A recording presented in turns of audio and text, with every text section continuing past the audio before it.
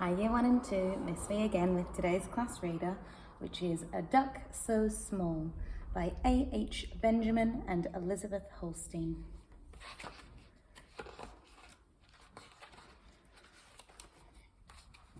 Duffel was a very small duck, and because of his size, all the other ducks laughed at him. "A duck so small can do nothing at all," they jeered. "I may be small," thought Duffel sadly, "but there must be something I can do." He wondered what it could be. Duffel looked around and noticed Kingfisher perching on a reed.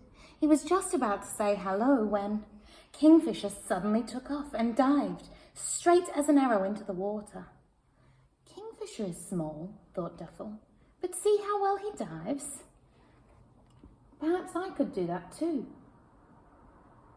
He's caught a fish.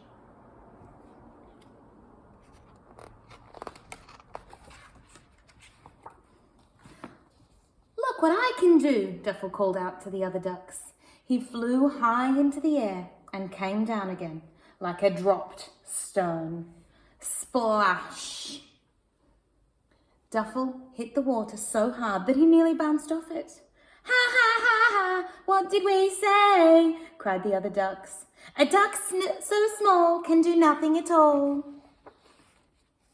Poor Duffel felt very foolish. He climbed out onto the riverbank, wondering what to do next. Duffel saw Heron, standing perfectly still on one leg in the shallow water. "What good balance she has," thought Duffel. "Perhaps I could do that too."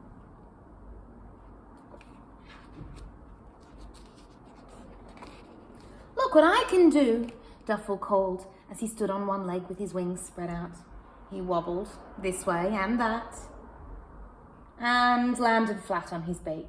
"Ha ha ha! What did we say?" laughed the other ducks. "A duck so small can do nothing at all." Thud, it says.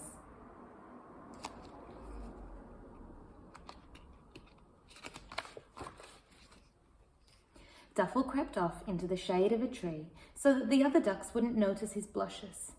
Tap, tap, tap went a sound above his head. Looking up, Duffel saw Woodpecker making a hole in the trunk. "What a strong beak he has," thought the little duck. "Perhaps I could bore a hole too."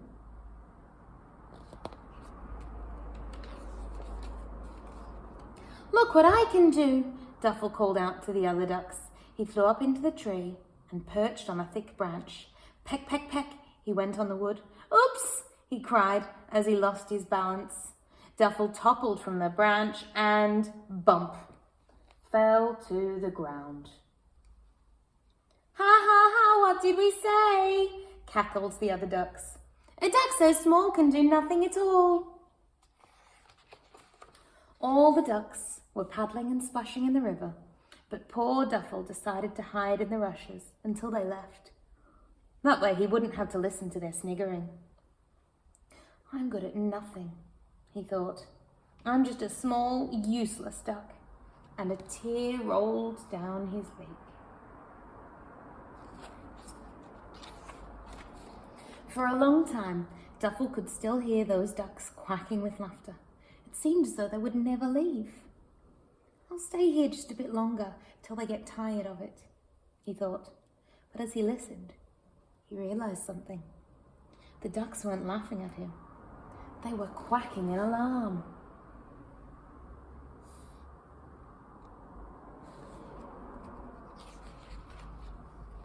Duffel paddled over to see what all the fuss was about. It seemed that a duckling had got stuck in a tiny hole in the riverbank.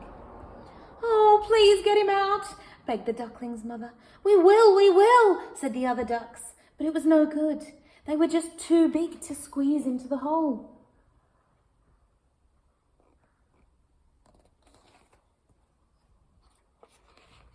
All except for Duffel. "Let me try," he said, and because he was so small, he was able to reach right in. It didn't take long to rescue the trapped duckling.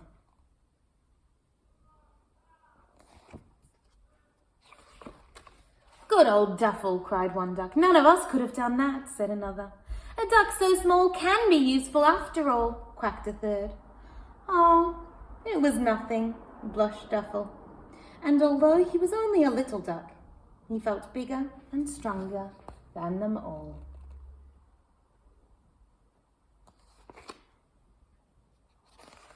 And that's the end of the story. Hope you enjoyed it. Stay safe, everyone.